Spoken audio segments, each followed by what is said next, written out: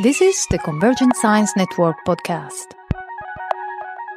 Leading researchers in the domain of neuroscience, brain theory, and technology are interviewed by Paul Verschure and Tony Prescott.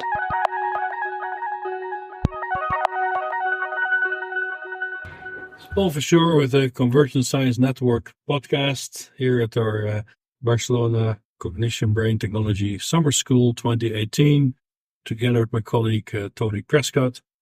And we have Lars Muckli here. And Lars, welcome to the podcast. So Lars, you spoke about internal models and counterfactual cognition predicting our environment. And as the title might suggest, prediction was very much at the center of your presentation. So why do you believe that prediction gives us sort of this strategic lever to understand how the brain works? I think a few years back, I kind of tried to conceptualize everything I know so far from visual processing, let's say 10 years ago. And I thought that at some point we have a generally accepted narrative of a visual hierarchy that goes of increasing features represented, for example, in the visual system. And in this story, I felt that there is a particular capability missing. If, let's say, we are driving around in a car and this would be for our brains in this conventional narrative kind of an overdrive. There's lots of varying stimuli. There's lots of signal that needs to be attended to, that are competing for attention. It is integrated, bound together, these complex features, and yet it is possible to effortlessly navigate around and have thoughts about your holiday, about your next research grant, about complicated conceptual theories and thoughts. And so I thought if we use the kind of narrative that is coming out of describing early visual cortex and then higher stages of visual cortex as the template of how the entire brain works, we have a very busy and buzzing neuronal system, which is combining features, and we run out of brain space before we have an explanation of those really exciting things that we are doing. So I thought something isn't quite right. And I think predictive processing framework brings to the table a narrative that is refreshingly different by saying, well, it makes sense if you do something like driving in the car, where lots of those features, even though they are quite complex, and even though they have spatial, temporal dynamics that from a bottom-up system is complicated, you can see that a hierarchical system is well equipped to explain that away, to focus on only the surprising light that comes up and signals that you're out of petrol, and ignore the commercials that are running by and these kind of things, because lots of that can be explained away by different precision explanations. You're expecting something to fly by, you're expecting commercials to try to attract your attention, and you ignore it. So I think there's a lot that can be brought to the table by this top-down, by this global narrative. So, that feels also a bit an idea of how do you, let's say, optimize information processing by actually just looking at your errors. So that means the stuff you didn't expect, as opposed to stuff you expect. Yeah. And but was there also something in the data that you were working with at the time that was suggestive of moving in that direction? Was there sort of a parsimony in the data that you felt needed to be explained in those terms? Yeah. So 10 years ago, we have worked in principle with very simple stimuli that looked at apparent motion, which is, from one perspective, maybe the most simple visual illusion you can think of, because it only requires 2 dots that blink in a certain spatial temporal pattern so that your visual system combines them to the illusion of a continuous movement from this one location to the other location. And if it's long distance, it may appear as one jump, but it's still one object. And commercials work with this. You see this all around. It's, everywhere. But it's a very simple illusion that we looked at and that we used to show how the visual system integrates this information and feeds back to early visual cortex. So that was an early finding.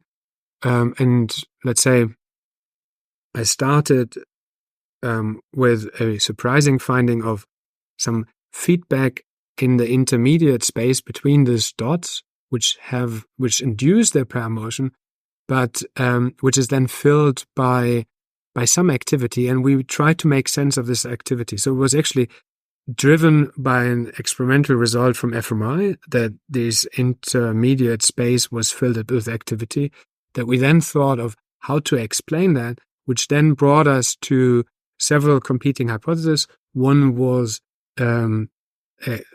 related to consciousness and representing of an item, and the other was more related to predictive coding framework, which we then followed up with several experiments, which we then came up with a sampling strategy to test predictive processing, which led us to the conclusion that there is a predictive model that is projected down to early visual cortex. And that's how we started. And the story I told you about, 10 or 12 years ago or so, was when I then left Frankfurt and went to Glasgow, and I was thinking of new grand ideas that I put in grand applications. And coming from this very simple stimulus, I wanted to make it more realistic, using more realistic complex stimuli, and using also more interactive subjects. So we created one extrapolation was including eye movements, another one was using complex stimuli and looking for predictive processes with these more complex scenes. Yeah, so I'm interested in how and why you arrived at the idea of using apparent motion as the paradigm. I mean, you as you say, you're motivated by this predictive framework, and you began by describing some ideas from people like David Mumford and his active blackboard idea that there is a sort of representation of what you expect to see in the world in higher brain areas. And you also described a study from Hansen et al., which talked about if we're watching snippets from a Hollywood movie, we build up this picture in our heads in the higher areas of the visual pathway of the meaning of the story and so on. And that this feeds back and influences processing in the lower visual areas. So, but the task you choose to focus on, apparent motion, is of course very well known in psychology from centuries back. It was the Gestalt psychologists found this and focused on it and really talked about it as a way of thinking about, well, without perhaps too much theoretical insight into it, but seeing it such a dynamical process that's happening in the brain. Not so much necessarily a hierarchical process, though. So it is a bit of a leap to go from a Gestalt process like apparent motion to a hypothesis about hierarchy. Okay. Interestingly, I think when we started brain imaging, and that goes back to 1996, when I joined Rainer Goebel's lab, apparent motion and other Gestalt laws were kind of the first start of how we wanted to look into the human brain to see where these Gestalt laws are represented. And motion was something that we started with. Actually, the second experiment was imagery of motion, and we're surprised to see that worked and activated V5. And why we did these apparent motion experiments one was about bistable apparent motion, and the switches between perceiving the motion content and not perceiving the motion content was something that you can follow in the activity of V5. But then we found something in the data that actually V1 knows something about, gets informed about some of those integration processes. And it was with Nico Krieger's squad at that time that we were late at night discussing what could be the kind of feedback, the tray along a trace in the apparent motion, how that could be informative. And we came then to David Mumford's kind of seminal papers of the 90s, in which he motivated this active blackboard theory, not totally being explicit whether this active blackboard is a subcortical thalamic structure or primary visual cortex, but the idea that these expert areas kind of converge to their best guesses in a scene and scribble this onto a blackboard to kind of negotiate the scene and the surprises within the scene and so on was quite attractive. And we thought, okay, how can we test this? And I think that started the following experiments. And apparent motion is good in the sense that you can have the inducing stimuli far away from a region in the middle where you have the illusion. And since the early part of my brain imaging, I always use retrotopic mapping, and the trick that the spatial separation of components can be done very cleanly in fMRI, maybe better than in some other methods. So in EEG, you always have everything together. You have a better temporal resolution, but the signal can be separated so well. And in fMRI, one of the advantages, you can do individual maps and then get the single signals out of those retrotopic components. And I think it's this tool that I wanted to explore and use more and more over the years, up to our most recent finding, where we can see that in more complex scenes, this occluded part or retrotopic space can show that you have something like a mental map or mental hypothesis drawn out. I think one of the interesting issues here is, and that came out in the talk, was how much of the kinds of constraints that the brain is using to do something like apparent motion tax are going to be implemented within a level of the hierarchy, and how many of them are going to be, higher levels of the hierarchy. So, I think most of your talk was about how the upper levels might influence the process in the lower levels, but you presumably would also recognize that there are some processes happening within V1 itself, which are going to do things like Gestalt properties, or will encourage sort of things like completion and things. Yeah, I mean, this is a very interesting feature of using apparent motion, that because the apparent motion, the motion that we trigger is a very fast one and a long distance one. So it's 12 degrees visual angle. It goes to 60 degrees per second. Those are features that V1 cannot process, and higher visual areas like V5, if it's considered to be higher, but specialized visual access striate areas are specialized to process tuning along these motion energies, high speed, long distances.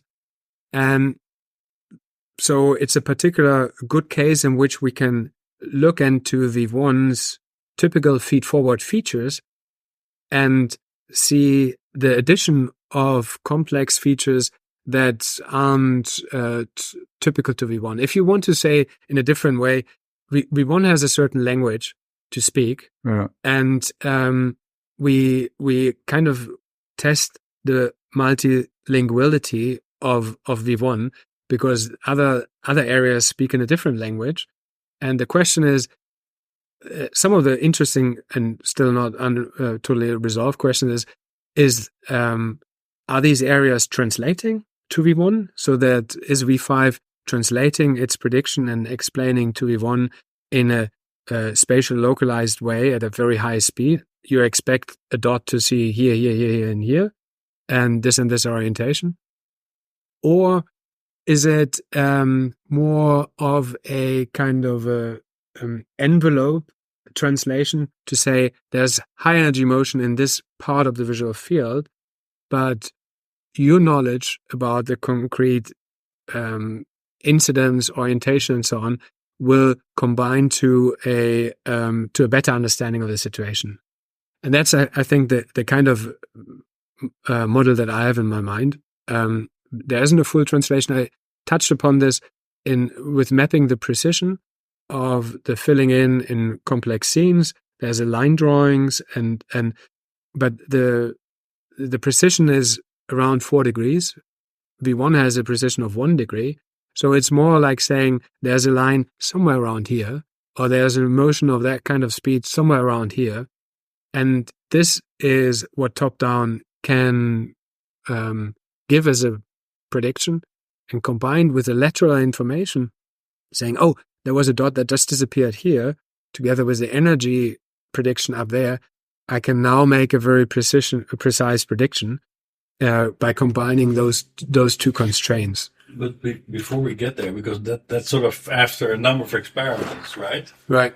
And I think that the first question is whether, given the data you have on this apparent motion paradigm, whether this predictive mind hypothesis, or the active inference hypothesis, however you want to call it, is the most parsimonious explanation of the data that you have. Because what you showed in your first experiment is that apparent motion. So we have the two fields are being stimulated in a certain order. So you have this idea there's something moving, right?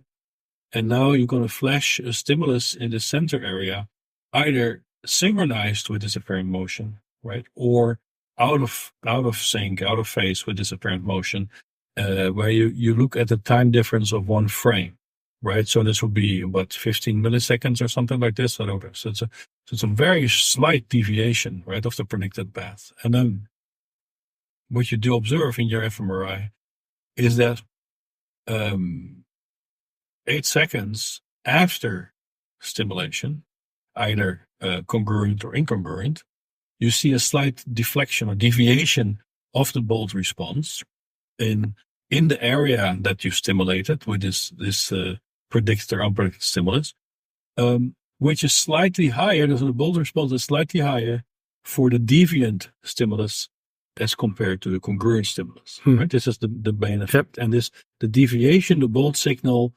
is of the order of about 8 to 10%, something like this, right? And it's also slightly enhanced in both cases relative to the baseline response, right? So now, why do you believe that this predictive coding hypothesis interpretation is the most parsimonious explanation of the data itself, right?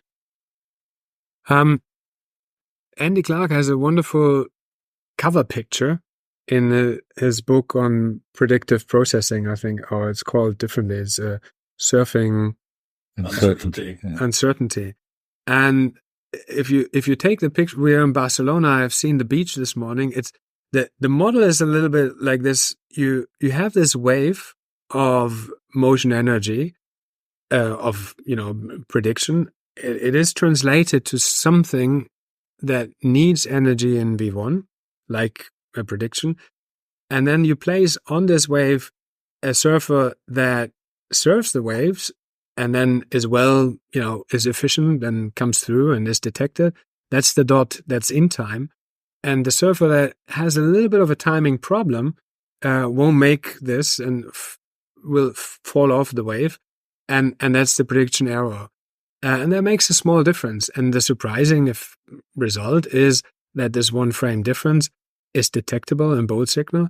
And my most parsimonious explanation, the way I think, is, you see at this moment the mismatch between the prediction and the surfer, that the dot that doesn't quite make it to be within this envelope. Now, as I said earlier, this envelope moves very fast, 60 degrees visual angle. That's faster than any motion detector on V1. V1 has lots of lateral connections, but I doubt that they have the speed to process this. But I'm not opposed to this explanation. I've had several discussions. People are on both sides saying, well, it could be, there could be a contribution. And in the model that I just pictured before, I do think there is a contribution of lateral interaction, given the feedback signal of a certain motion envelope and giving the neighborhood relation of the just disappearing dot gives the high precision of this.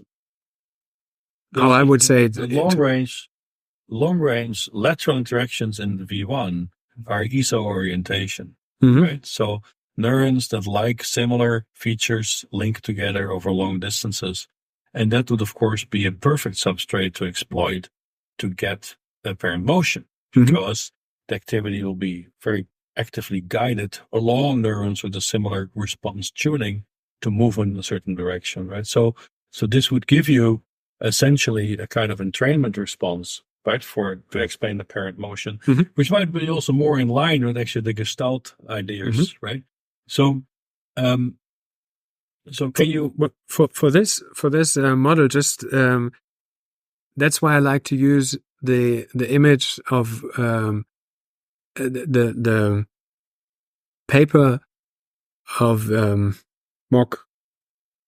I'm blanking on her name, but who did the apparent motion with the gratings, and the filling in is inducing a new feature, which is a new orientation, which is not just neighborhood relation, it's a smooth transition. Now, maybe the case can be made that the lateral interaction smoothly goes from one orientation over space to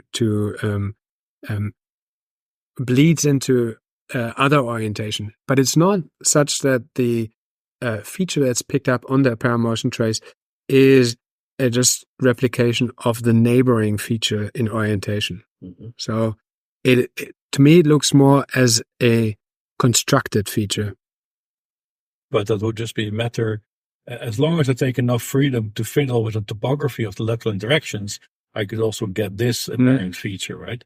But another answer, of course, could be that you could still say, look, you see, we agree, because the predictive model still holds. It's just that the substrate is also included already in V1 wiring.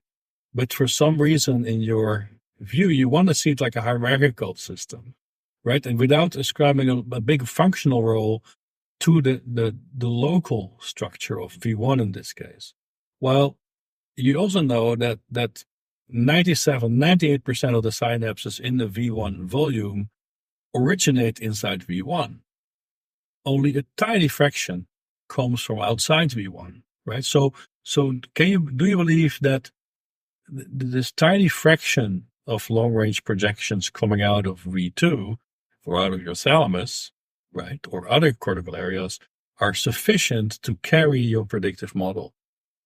So there are two lines of evidence where we really looked at this interaction. One that I presented, one that I didn't present. Maybe to add the one that I didn't present, we used an EEG experiment, again with the apparent motion design. And we found two components that have energy, motion energy components as compared to flicker. And those components were around 100 milliseconds and around 140 milliseconds after stimulus onset. And we then had the question, which one is from retinotopic regions and which one is from V5? And what we found is we applied the apparent motion in the upper visual field and in the lower visual field, which induces an EEG component in the dorsal and in the ventral stream. So they have different orientation. and we subtracted one where we had apparent motion in the upper visual field from in the lower visual field, and found that the early component was subtracted away, meaning that the motion sensitive area V5, which in both cases has the same localization, is the early one, around 100 milliseconds, and the later one, the 140, is the upper and the lower of the retrotopic. So the retrotopic component comes 40 milliseconds later. So the other experiment I showed was the TMS experiment, at which we stimulate V5 50 milliseconds, 40 milliseconds before the onset of the flicker, which is on the apparent motion trace. And this TMS takes away the predictability effect on the apparent motion trace. So both of those indicators, I think, speak more to a communication between V5, which is tuned to process this high velocity motion across huge space, and the more localized features in V1. And so therefore I think it's a good paradigm, because different features are processed in different regions, and they are naturally optimized for this, and you can see this kind of interaction. But now it's an alternative for the two experiments. I could also argue, look, so your first experiment, you show V5 leading V1 in this response, correct? And then I could argue, well, but maybe you need a minimum volume of response to actually be detectable with your methods of fMRI. This kind of, given the having convergence to V1, you will only get that initial critical response that is detectable at the V5 level and after the V1. So it's more an artifact of your measurement technique than really reflecting the underlying dynamics. Can you exclude that? So it's true that we usually have these block designs, but in the EEG experiment, we measure, these short. I mean, this 100 milliseconds after onset of the apparent motion energy component as compared to blinking, for example. And also in our experiment where we combine apparent motion with saccades, it's such that it even works after the saccade in the new hemisphere, which, if I understand you correctly, you're saying you need repetition over time to build up the V5 signal. Well, just convergence, it's plain convergence, right? That you just have a sufficient drive onto that volume of cells to become really a clean signal that you can extract with your method, as opposed to a more distributed, diffuse signal in V1 that is more difficult to detect. Well, yeah, I mean, if you like, if you take V1 after the saccade, a blinking dot, so there's the inducer, the last stimulus of the apparent motion, and a blinking dot next to it, the target. Those two are always perfect apparent motion. If that would be the only event, if V1 in the new hemisphere would process that on its own, they are as much related to one another. The in time is as much related as the out of time. The only thing that makes these two stimulation conditions different is the history that was processed in V5 and in V1 in the other hemisphere.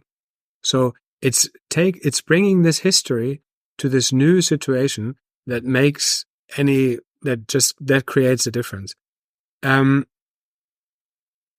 It might be true that it needs to build up over time, this hypothesis in V5, because apparent motion is a peculiar situation. If you have just two dots and you perceive them as apparent motion, there's no other way describing that as post-diction. You have after the second event only, you can understand that it was a motion, and every point in between would be integrated at a later time point. So it's like you're reversing the time frame. We in our experiments, we have always had 8 iterations of apparent motion. So that takes care, the visual system kind of has time to catch up with the delay in stimulation to then run in time. If the famous experiment is if you do in a pair motion, you take away one stimulus, so it's repetitive, and then you take a stimulus away, you will still continue to see a pair motion because your visual system is now so predictive that it fills in this, that it can catch up. It needs to do post-diction of the missing stimulus to realize. So your pair motion is there, but the question is, do we really see a strong contribution to the phenomenon at the signal level of something we might want to call a predictive model, right? So then also for your second example, you could also see where you talk about your TMS experiment. Say, look, if I zap V5, I can sort of disrupt the error detection signal. This is how you would interpret it, right? And then the error detection signal or the deviant triggered signal ends up roughly the same magnitude as the congruent stimulus, right? But that's, of course, I could still argue, but that's at best a necessary condition of a predictive model, and it doesn't prove in any way that what comes from V5 is a predictive model that is processed into an error at the V1 level, right? Can you exclude that?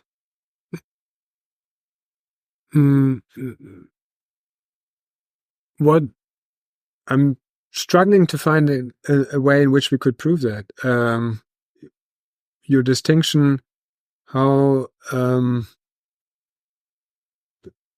so which aspect are you questioning the content of the model? So to say, V5 speaks to V1, and we don't debate, right? We accept. Okay, yeah. And the content of the message has something to do with the apparent motion, and are you now saying there could also be a contribution of lateral interaction in V1 that contributes to creation of this complex prediction that we test? Right. Well, yeah. I think so. This is an alternative explanation that so far you couldn't exclude yet. No, I'm not. Except that you're saying, well, but I have a TMS experiment, and then I'm saying, yeah, but wait, I could still have all this process playing out at the V1 level. We know anatomically V5 projects back to V1. So if I zap V5, it's not so strange. Something happens at the V1 level, but it doesn't tell us anything about whether this is a prediction being fed back or just there's anatomical connection between the two areas and a signal exchange. So I think Jeff Hawkins uses this kind of explanation of this hierarchical predictive memory prediction framework, in which it says, you at every level, the neuronal microunit is trying to explain its own activity given the surrounding stimulus history in the context of a message from a higher level top-down prediction. So, and the example he's using is like if you have a melody, then the higher up areas in auditory cortex would tell you what is expected to continue in this melody, and giving the local information of transients at this lower level, and giving the envelope context from higher, you create these neurons kind of create what's most likely to happen next. And so it's within this kind of model that I would also, and there's actually a good model that does that for apparent motion or for motion behind occluders, where it does exactly this, that the top-down is the kind of envelope and the lateral is the additional information that then converges to a precise prediction. So the example here being you have a motion of a certain energy disappearing into behind a occluder, and the way it's modeled is there's a motion energy expected in this area, but you can't be very precise where it is. The disappearance of the dot gives an additional constraint, and these two information together make a very precise prediction of the trajectory of the dot. And that's the way I think about it. So I'm not excluding the lateral interaction. So you're saying then the idea of a hierarchical predictive model is a functional concept that's not mimicked or in sort of an isotropic way mapped to the anatomical hierarchy, because it might be implemented by some, let's say, confluence of recurrent projections and local interactions in neural circuits. Exactly. This will be your point. Yes. Okay. All clear. Because also in that sense, you made the point, and also it resonates with this, is that, look, the traditional view, and that's also where Hawkins, I think, sits, would be rather dogmatic in that sense, right? There's a top-down prediction, and this comes together at a lower level in the hierarchy where it leads to an error, right? There's a real comparison taking place between the state that this lower level area believes is correct. It gets a reference, if you want, from a top-down area, and now a comparison happens and I have an error, right? And your data would not really reflect that in such a literal sense, right? Because and essentially in what you'll see, a bold signal for the matching, the congruent stimulus also leads to a deflection of the signal, as does the incongruent stimulus, although the deflection is somewhat different, right? So that means it's not about the error processing, apparently. So what do you then think is being processed, is being generated in that local V1 circuit if it's not an error as the traditional models would predict?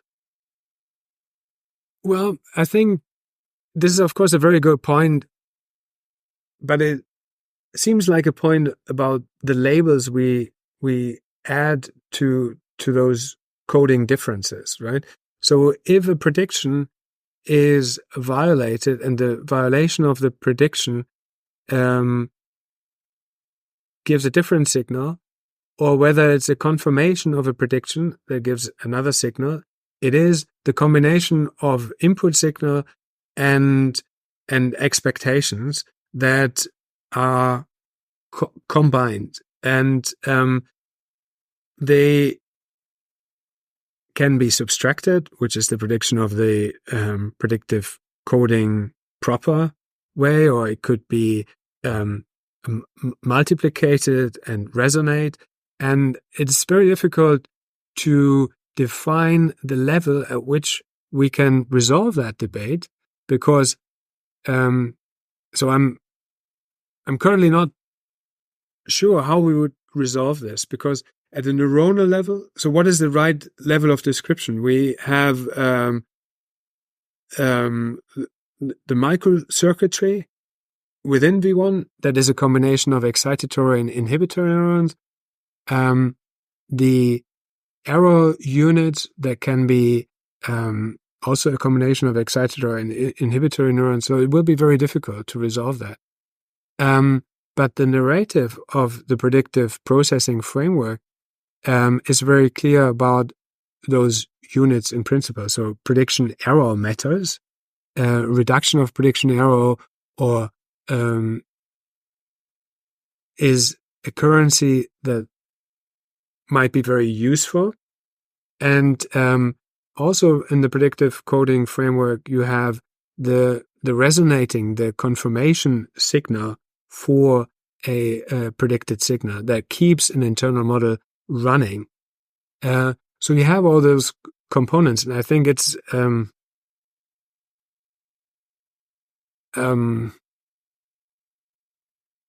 it's going to be. Do you have a suggestion how to resolve that? I mean, or do you have? Is there some variance that is not explained, or that would be more parsimoniously explained by an alternative explanation? I'm not so sure. Yes. Okay. One temporal populating codes, but before we get there, because so I feel one way, if I would be a real cynic and observing your results, I could say, look, you have done a fabulous job dismantling the predictive coding framework. Because the second thing is also, if you go back to the traditional idea of you mentioned Mumford, and then we had a number of other people who had variations on that, and before that also Barlow was talking about it. You would expect that in a cortical circuit, right? It was very literally mapped to the anatomy. That in people would point to certain layers in the cortex that would then deal with the prediction and with the current state and how the error would be computed. So it's all very precisely mapped to cortical circuits, right? But even if you do your layer specific analysis, you don't necessarily see such an asymmetry among the layers in their response. There seems to be a very gradual distribution of the signal that you get in your task. In that case, it was more like an occlusion task, but I think it makes the same point, right? So in that sense, aren't you showing that actually what goes on in these circuits might reflect aspects of prediction, but it's not necessarily playing out in the way as anticipated in these more traditional models? Would you agree with that? I'm totally experimental and not dogmatic, right? So these are interesting questions. I want to see how does, traditional neuroscience looks at the stimulus response to a unpredicted random stimulus. And of course, in those experiments, you can never see the capability of predicted sequences and so on. So you need to do the experiments in which the stimulus history is predictive for a certain variation and so on. And I think that's what we have done and others, and whether this creates a the one point in which I deviate with the Rauer and Ballard model, if you like, is that what we see is that the top-down prediction is creating a signal in where there is nothing, right? So predictive coding is a story in which you explain away as much data as possible, but now we show that in the non-stimulated region where there's nothing to explain away, there's something created, right? There's a model, there's a prediction, created and used energy to put their hypothesis to then be tested. So in this respect, it deviates, and I mentioned Flores de Lange showing similar results for illusory contours. They are created, they are put into a map. It's an active blackboard framework in which the chalk is picked up, and to draw something on the active blackboard and say, it would make sense if there's something moving, and it would make sense if there's some information missing at these and these points. In a global sense, that might be very useful and minimize energy in this sense that it prepares the organism to respond to more or less surprising stimuli. But it's not all about a quick explaining away of all energy in hierarchy, as it was shown by Rauer and Ballard, which is just a very simplified model to illustrate some principles of predictive processing. Then combining with that, also what you also mentioned much more detailed physiology that you did with Larkham and other people inside the Human Brain Project. And also there, you went over those results rather quickly, but still, at best, they showed there is indeed interaction between higher and lower areas, but there was not necessarily a clean signature of anything we might want to interpret like a strong prediction or an error or anything along these lines, right? It seemed a more non-specific sensory processing that depends on the active dendrite. Yeah. So, this is ongoing data that is recorded and still analyzed. What I think in the classical V1 ice cube model and following some claims that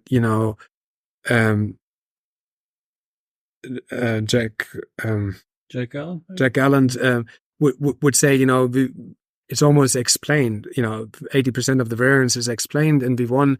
We have a very good idea of our models about V1, and that is true actually for in certain restrictions. So it is in those models in which you have a strain of surprising stimuli. It doesn't explain ongoing activity, baseline activity, and these kind of things, which are a huge contributor to the energy level that is boiled off in V1 volume.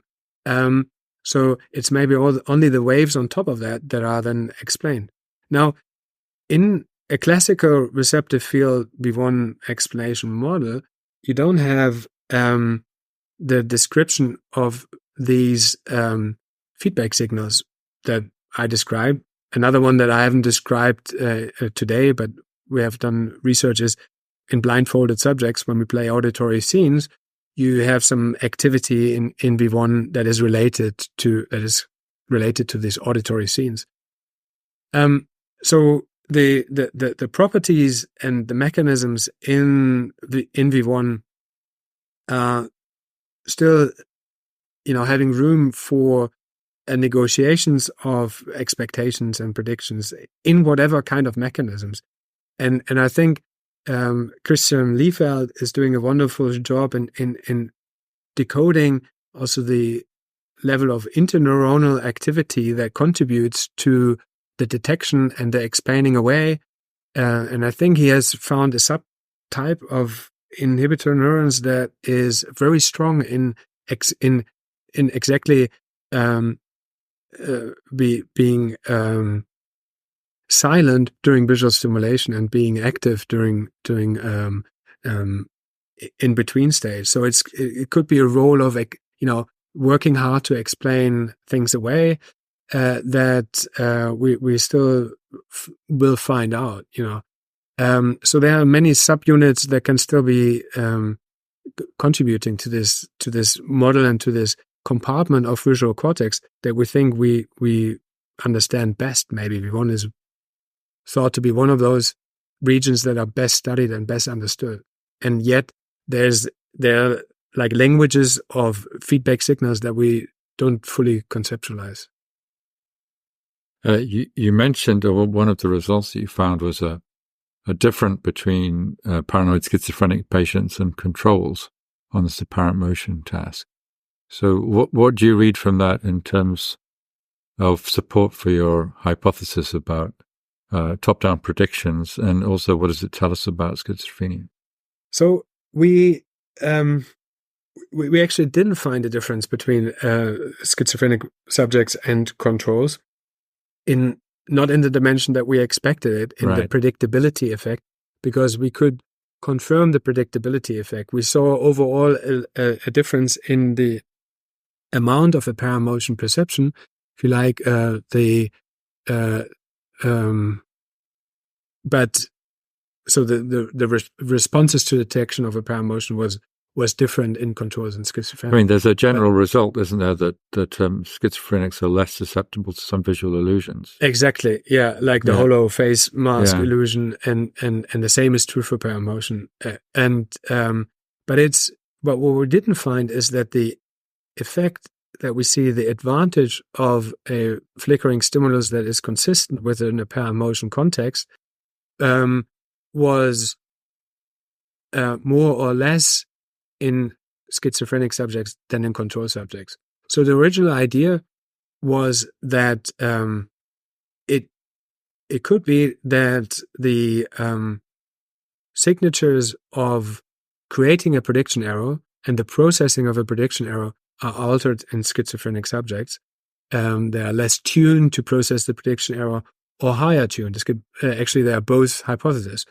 But we didn't find that, so we basically just replicated this. Now we are testing the same thing in autistic subjects.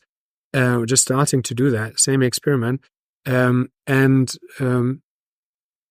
some have suggested that it should precisely be the difference between autistic subjects and schizophrenic subjects, in which you have this low-level difference in visual predictability that matters in autistic subjects, but not in schizophrenic. So we will see that. But the prediction here would be that autistic pupils would be less tuned in explaining away the predicted stimulus. It would be as unexplained, as surprising as the unpredicted one. And it shows a tuning for predictability that is important and essential. And we could think of it in the sense that if you experience lucid dreams, it's maybe a situation you're quite aware, you're aware, you're conscious, but you don't respond to prediction errors. The story, you don't wake up and realize you are in your bed, but you continue your dream, and knowing being in your bed and knowing to dream does not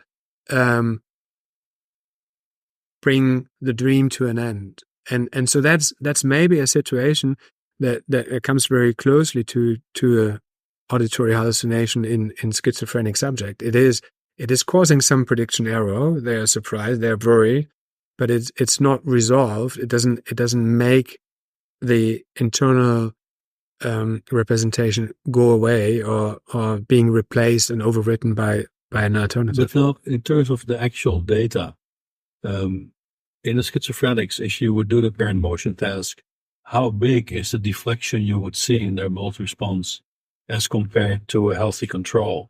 What is the exact difference? Sorry for having been so brief, but in the talk, I only presented behavioral results, and we haven't done functional brain imaging with them.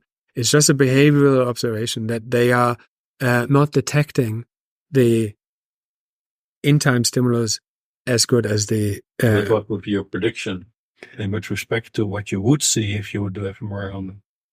Yeah, that's a good one, right? In the autistic subjects, if we find behavioral, no difference between the predicted and the non-predicted flash stimulus, we would like to do the fMRI experiment using layer-specific fMRI to see whether then we have a continuous low precision prediction in the superficial layer that doesn't discriminate and doesn't trigger an error signal.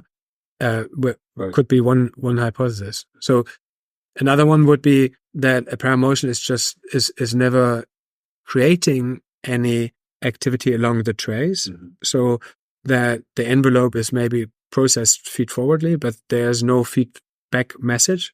So everything that comes in hits the clear slate. Mm-hmm. So now, since I'm on this crusade to sort of demolish the predictive model, another piece of the data that feeds that assault is the data that you presented on the cerebellum, which is really interesting, right? Because when you opened up your analysis and go more whole brain and also look at how other structures would be involved in this, now suddenly the cerebellum starts to also show activity in this task, right? So now I could say, aha, you see, apparently this sort of clean isomorphic mapping of prediction hierarchies to cortex is insufficient to explain the paradigm, to explain the behavioral effect, right? So how does the results you get from the cerebellum not question this predictive hierarchy model that we started out with? So I had been a cortical chauvinist by accident, not by conviction. So we just started out scanning cortex because it didn't, and cerebellum didn't make it into our slab. We have changed that now, and I'm at the, I'm still on my learning curve to learn more about the cerebellum.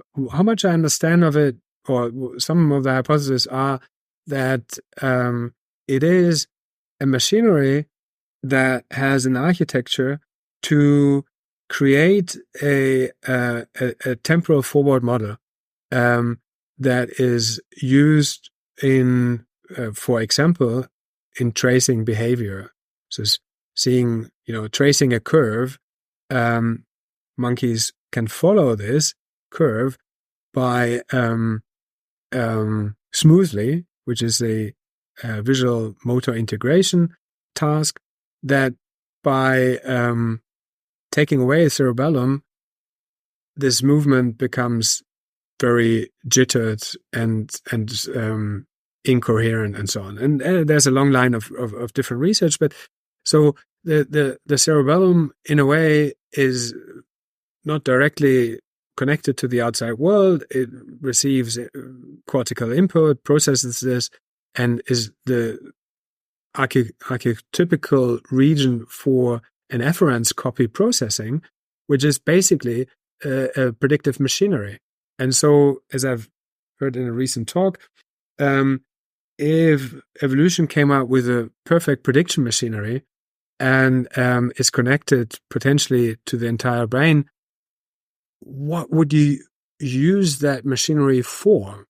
And so I think the conclusion is that lots of the forward modeling that is necessary for survival is offloaded or is done under participation with the cerebellum. So it is, if you like, our predictive machinery that communicates then with the different sensory and motor output areas. Now, what's also funny about that is with them, the cerebellar projections are mainly going to frontal parts of the cortex, most densely. So, so then to get that signal back into V1, we can take some cascade of recurrent projections. Right? I thought so that there are some I think there are some direct connections to visual. So there's some visual cerebellum connections. I'm not entirely sure if they go to V1 or to extrastriate areas and so on. But I think there must be something like a visual subpart of cerebellum. Sure. But okay, so the last part of your talk went a little bit more in the direction of also a more computational understanding what this whole system might be doing, right? So the bottom line would be cortex builds hierarchies of internal models that are coupled through prediction errors, right? And so that was a starting point, and that's been a great heuristic for you to perform some really fantastic experiments that also led to new insights. But new insights might also allow us to reformulate the model, right? So if you would have to sort of crystallize that current view, what would be your current summary of the model or the theory of neocortex? How should we think about neocortex given the data that you have in your hands? I think that, of course, one of the big struggles is to find the right level of abstraction in answering your question in the description, right? How many units do we need? What kind of abstraction is useful for what kind of understanding? We still don't. Neuroscience is a data-rich science with relatively little theories. At least that's what some of the criticism says about neuroscience. So, and we haven't. This is a question we haven't fully resolved. Which level of description do we need? Do we need spiking neurons explanation? Do we need principles? And I think this predictive processing has some hypothesis, some units, which could be in single neurons or microcircuits, which is the description of prediction errors, for example, important currency, I think, and also the kind of population code of internal models. So for more complex human tasks, it is extremely important to be able to simulate an counterfactual situation, to plan behavior, to plan interaction, or to plan a career. We can think about. I mean, there are many very fascinating how can you explain that a biological system is capable of committing suicide? How did evolution make it possible that you can you create an internal model that is somehow rewarding, that you simulate and say that makes sense, and then commit suicide, which in biology is extremely unbiological, right? So there is only a few components that you need to be able to explain how internal models can create a good description about external facts, right? So deep encoding works well in the visual system, for example, to now label visual scenes and learn the different objects by coming up with a condensed description, but just by learning an incredible amount of visual stimuli and trying to extract the most essential features. So I think there are some of those components that are sufficient to come up with a hierarchy of extracted features by using prediction error minimization. But I think what's unresolved so far, what I want to look into future, if that was your question, is the kind of how do you lift up this internal models that are then totally connected and well describing the environment to something that is alternative, that you can plan alternative to the currently existing outside world. I was looking for an alternative to the classical model. I don't really hear it yet, but Tony. Well, you mentioned the deep convolution neural nets a couple of times in your talk and just now. And, sort of Paul and I are both interested in putting models of the brain into robots and getting to do tasks in real time. So, and I take from some of the things you're saying that maybe there's some useful mileage to be had in using these convolution neural networks as an approximation to what the visual pathways might be doing. But I mean, say we get that working in some sort of first pass, what would be the things that we would be missing out on, and what would we want to add to make this a more realistic model? So I think the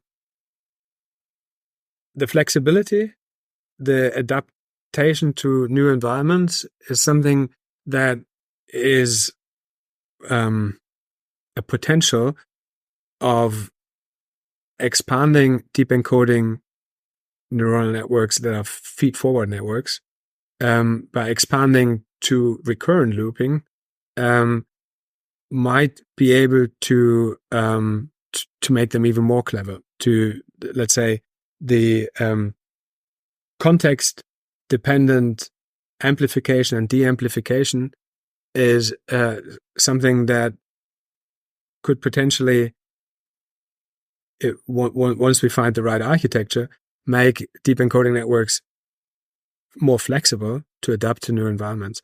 So this is, I mean, you're more the experts in this, and I'm sure this is something that's widely debated. From our research, we just see the great difference between the big success story of deep encoding networks, convolutional networks, that are very similar to the hierarchy in the visual system. However, they're both feed-forward, so they're feed-forward processing architecture, and the only thing that's fed back is the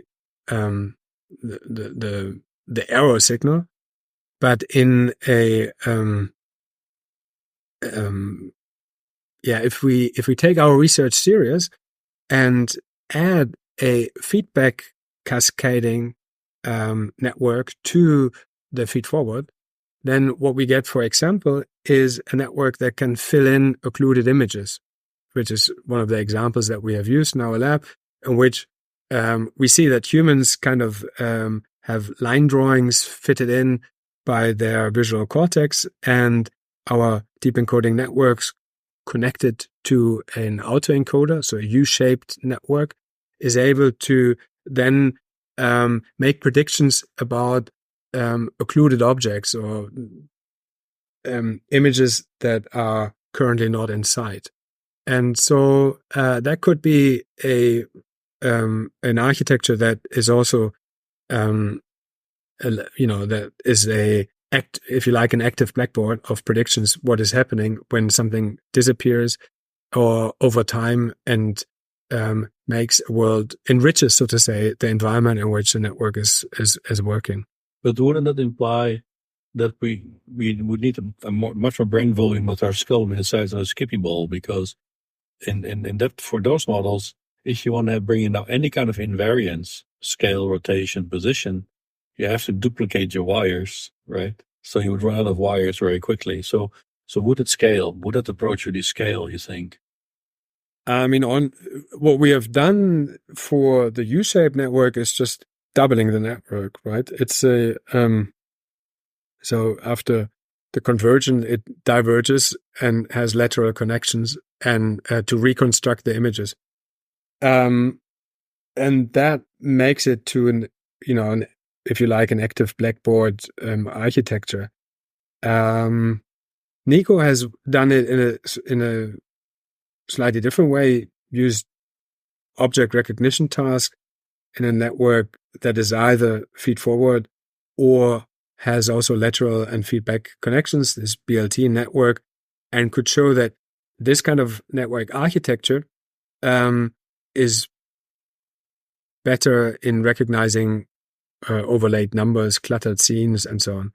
And that architecture came from kind of joint discussions we had about, the question, how would you add, what would feedback add to your feed-forward networks? How could it improve that? How could we design experiments that challenge the current recognition system? And so cluttered scenes and overlaps was one of those examples that he tried.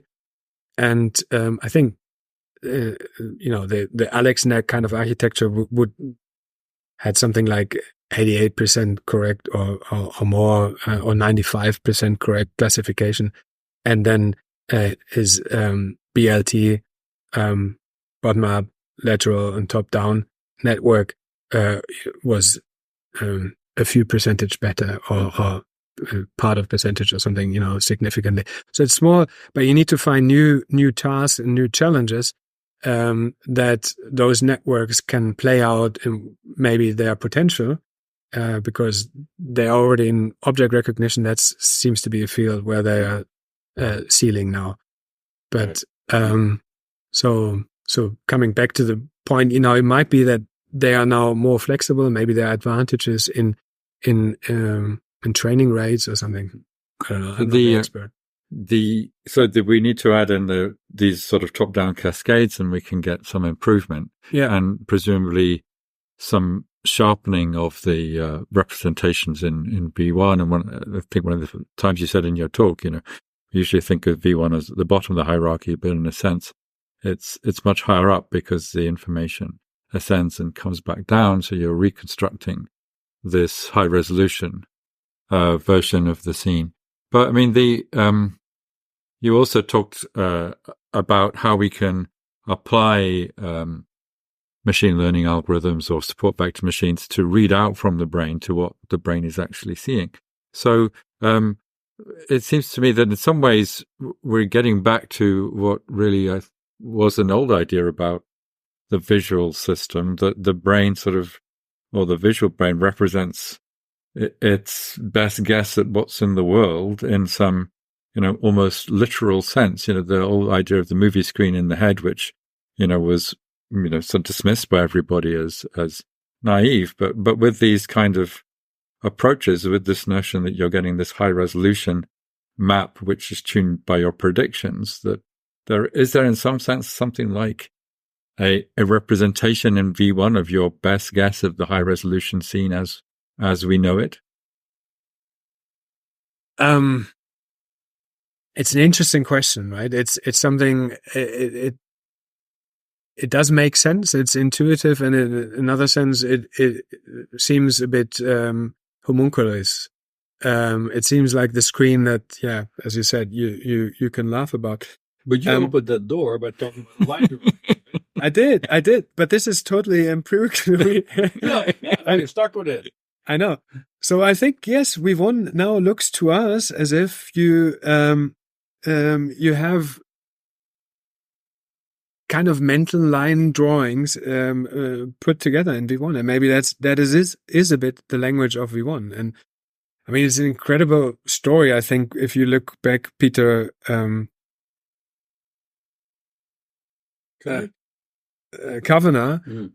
Patrick Kavanagh talks about this 10,000 years of neuroscience by describing the if you look at the line drawings in caves, that is a form of communication that works, and that's surprising because line drawings work even though line drawings don't exist in the world, right? What we see is or what's out there are textures and texture borders, but from a texture border to come to a line drawing is an abstraction that seems to work incredibly good for our visual system. And since we were totally surprised that if we asked the subjects to fill in the missing information, they come up with the same line drawing.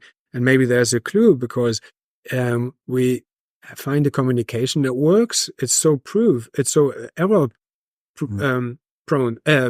So if you try to do a line drawing of an animal and you're not happy with it, you optimize it until you're happy, and you think this is a good illustration of an deer or so, and then you present that to someone else, and the value, the quality, and the goodness of fit to their internal model is so immediate because we have the same kind of visual system.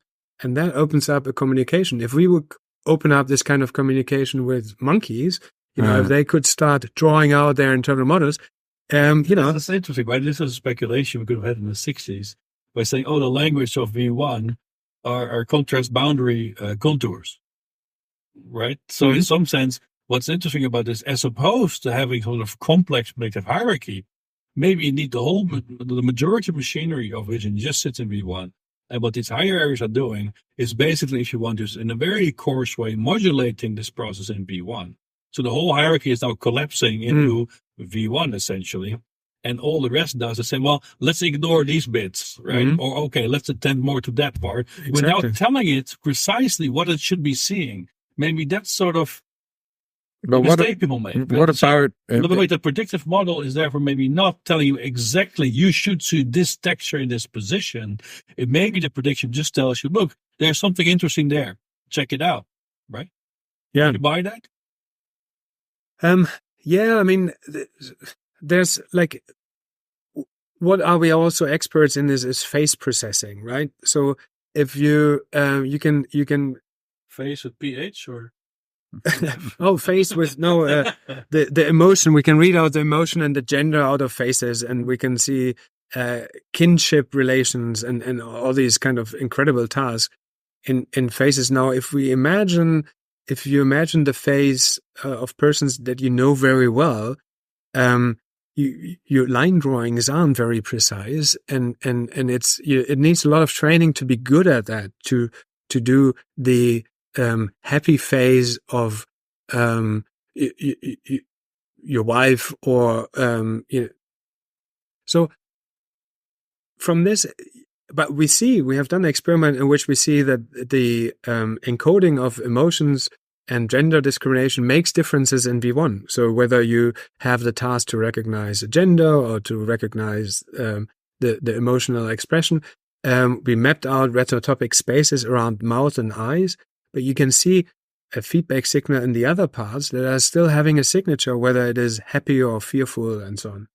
So this, I think, doesn't speak to a feedback signal that is very precise, let's say like a line drawing of a precise emotion of a face, but it's like a marker, that a token that says, here's a face, should be happy, very well your daughter, and that is a prediction. Now, that is a good template if then the stimulus comes up and there's a change in the facial expression.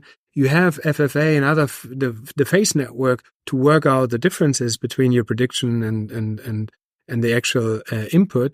But the token, the marking of where something is expected, is negotiated with higher and early visual areas. So I think the idea that I triggered of a cave drawing, in a way, V1 is something like an active blackboard, which works like line drawings and tokens. Maybe tokens adjusted to that, where you say, oh, bad animal, and here is a face of something. By this token, this Well, is how we protect on V1. Well, No, not the content. More like a, we open up a channel that we speak to each other. So you need to be a channel of high spatial frequencies because you're now interested in the emotion around the mouth. And that is interesting in this part of V1. V1 doesn't know anything about those faces, but yeah, the token is in the communication and higher. Got it. No, I thought you put a token also inside V1, so that sounded confusing to me. Not like this, I get it absolutely. Yeah, that makes sense because then we have very parsimonious linking, but then it's not necessarily defined along this notion of hierarchies of forward models, right? It's a rather different kind of framework we're then in.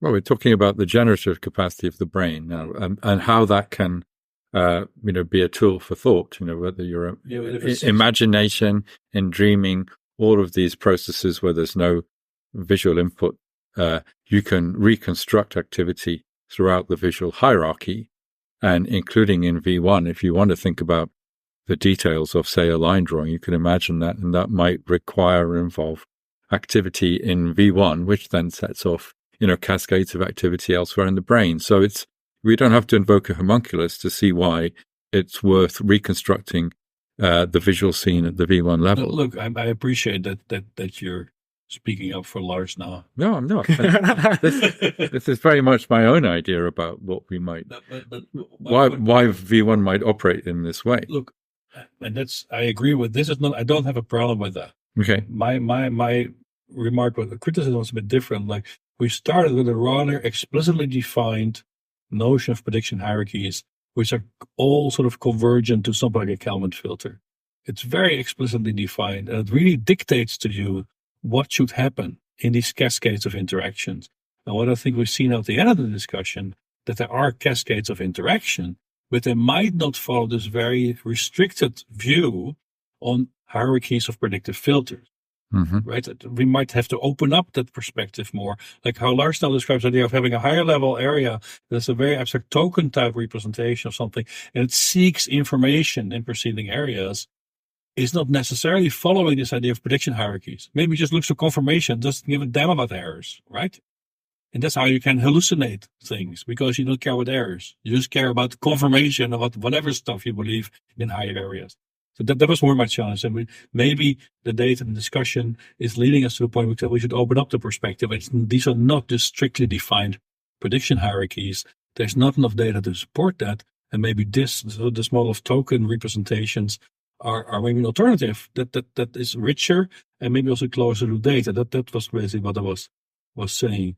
So are you happy with that, Tony? Or you think I'm sort of misconstruing the discourse now? Well, I think you're pushing which I happily do most of the time. You're very much pushing it in a certain direction, which I don't think Lars was necessarily But he was agree nodding with. his head. Maybe he's just tired. I think that's probably the case, and he has a plane to catch. You've ground him down. Good. You see? Endurance wins the day again. So Lars, now before you can escape, there's two last hurdles you have to take. The first one is, so this is not easy territory. It's really involved experimental methods. It links to theory. It's very precise. It's hard work, right? This stuff doesn't come for free. So I'm sure you have plenty of scars being in this domain. So if we would like to follow your route to try to understand the brain, what is Lars' law? What is Lars' law that we should follow to understand the brain?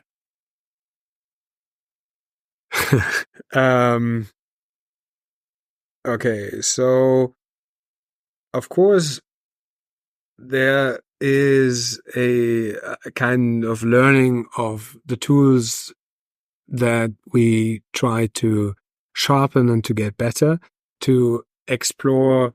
So what we bring to the table, what every neuroscience labs brings to the table, or different background, is expertise with the tools and making them sharper, being able to explore more and more cutting edge. For example, we do the ultra high resolution to layer specific fMRI, and using these techniques of brain reading for non-stimulated areas. This is something that we learned over time that it's possible, and there's a lot of methodological kind of question.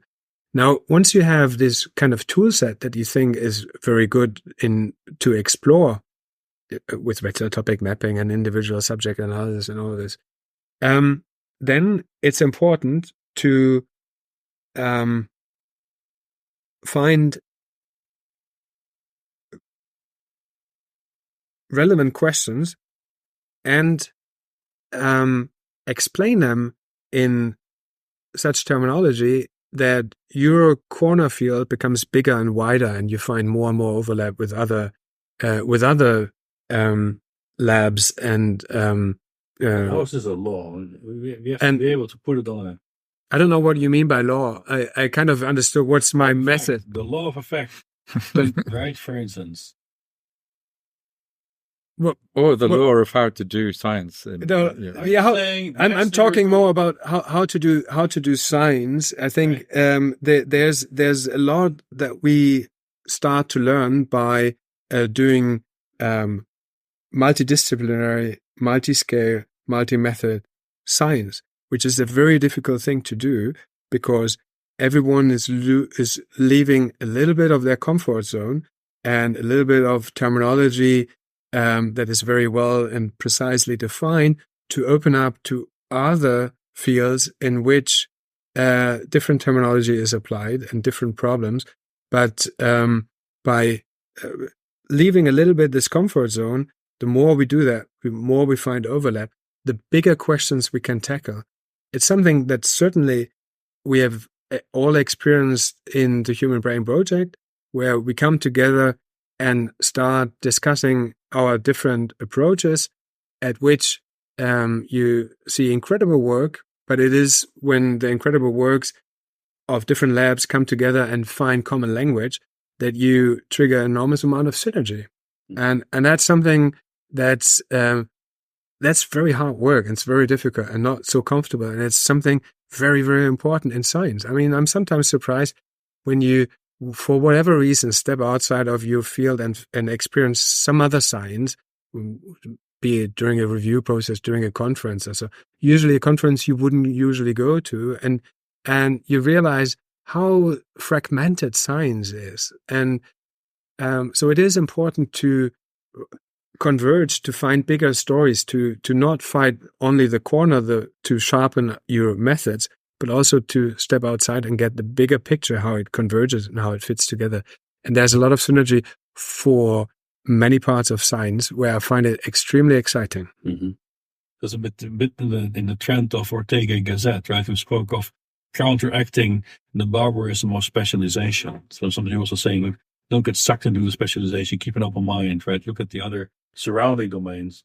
Yes, that's part of it. I'm also, a fan of using your methods very precisely. I think in brain imaging has been a bit scarred by rapid exploitation of stories, and sometimes it has a bad image. People, have seen and believed images because they were on the brain and they looked so scientifically, and the stories connected to those were not always linked to very hard and precise science. And so I think it's very important to gain back some trust there. And, I think we push the limits and there's a lot in our lab. It's a lot of work. And I think others are doing this in their field as well. But then there's a lot of reward by opening up a little bit and seeing these discussions over dinner and lunchtime, when everyone is suddenly starting to discuss other things outside of their scientific expertise. There's a lot of, as I said, synergy and new ideas and converging ideas, I think. Right. Especially now, the fMRI might reflect activity of astrocytes instead of nerve. But then the last question is, the last time that Tony bought me a beer, or paid for a beer, it's a long time ago. And this has to do with the fact that he lived actually in Edinburgh for a long time. So we have been virtually neighbors, right? You being in Glasgow. So, not sure we overlap. But for that reason, Tony will come visit you in 4 years in Glasgow, assuming you're still there, and I'm sure you will be doing great work. And he's going to just come with a notebook to check whether you have confirmed or falsified a specific hypothesis that you're going to share with us today. So what's the hypothesis, the most critical hypothesis in your research program that you want to see tested in this 4-year time frame? From now on in 4 years, what I want to see tested. So we're going to have a shifting time window from now, 4 years. I'm not going to give away my best ideas. You have your prediction. Okay. What will happen in my field or in other fields? I think we'll see a lot of. No, he's coming to your lab to check a specific prediction. Oh, Tony is going to come. So you're going to say, and you will come as well, and you will see that you'll get no beer. You get more than a beer. We are very generous in Glasgow. We're not like Edinburgh. Hypothesis to test, right? We're not that stingy. It's advertised. No. So what's the hypothesis? You're up for a prediction error there. Yeah, exactly. No, I don't have a good prediction in this. I mean, what I'm most intrigued, I think, maybe 4 years is not going to be enough, but I want to see the double coding of internal models that are about current situations. They are predictive about the scene, and the mental models about something else being simultaneously processed in our brains, which we know. And we know in which areas, more or less, but we don't know how these codes coexist without interfering with one another. Now, having layer resolution fMRI, I believe we might be able to find different codes simultaneously in these different areas, in the different layers. And I have to disagree with the remark that you made earlier that the differences in the layers, there aren't differences in the layers. I think there are. I said that it's more gradual. There's more gradual shift. It's not as discrete as these models would have. Yeah. So we have some new data in which we have visual illusions that are explained away, like motion-induced blindness, which you see a different code is still there, but it's not conscious. So there's more to come from this. But the double coding of mental imagery and visual predictions, I think, is something that I'm interested in. It must come at some level. We might find some ways in which we can see these double codes, some for the internal models that are currently happening, and then other ones that are counterfactual. And it's something that maybe human fMRI or human research is particularly well tuned to, because these kind of experiments are relatively difficult to do in animals. You would need to instruct them to do a visual process and simultaneously do a mental imagery task. It's not totally impossible, but that's something I think I want to have more knowledge about. How do you have these two codes simultaneously? Right. There'll be a long discussion over a lot of beers. Lars Muckli, thank you very much for this conversation. Thank you. Thanks for the invitation. It was a pleasure. The CSN podcast was produced by the Convergent Science Network of Biomimetics and Biohybrid Systems, a project funded by the European 7th Research Framework Programme. For more interviews, recorded lectures, or upcoming conferences in the field of biomimetics and biohybrid systems, go to csnnetwork.eu. And thank you for listening.